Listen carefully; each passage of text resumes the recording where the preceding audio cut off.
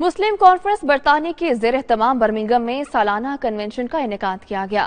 سابق وزیر اعظم آزاد کشمیر سردار عتیق احمد خان نے پارٹی کے نو منتخب صدر اسحاق صابر اور دیگر عہدیداران سے حلف لیا۔ مزید جانیں گے برمنگھم سے عابد قاسمی کی رپورٹ میں۔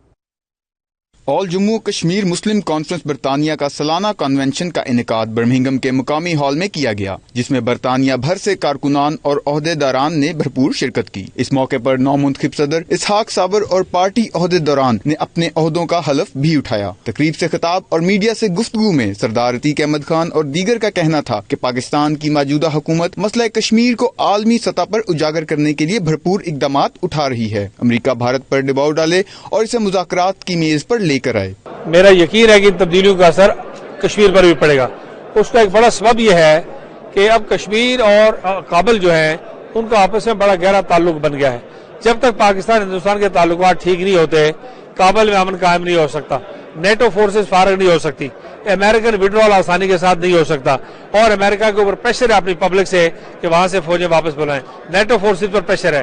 اس کے لیے ضروری ہے کہ پاکستان ہندوستان کے تعلقات ٹھیک ہوں۔ وہ اور امریکی طالبان سے مذاکرات کرنا چاہتے ہیں، وہ مذاکرات پاکستان کی امداد چاہیے، تو اس کے نتیجے میں پاکستان کو جو مدد چاہیے وہ بھی عالمی برادری کو دینی پڑے گی کہ مسئلہ کشمیر پر ہندوستان کو مذاکرات کی میز پر بٹھائے اور اس مذاکرات کی میز پر آل پارٹی حریت کانفرنس کی قیادت اور مشترکہ مزامتی جو قیادت ہے وہ موجود ہو، کشمیر کی قیادت موجود ہو، کشمیری ایسوسیٹ کریں اور صرف فریقی مذاکرات ہوں اقوام متحدہ کی قراردادوں کی رہنمائی اور روشنی میں۔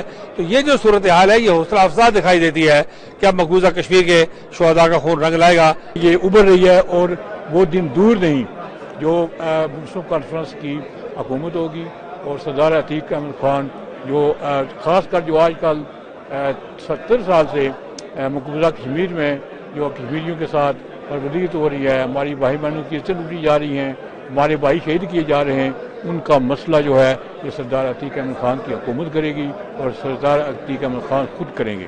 We stand in solidarity, we stand together, we stand united, and with the help of Almighty Allah, our voices will be heard.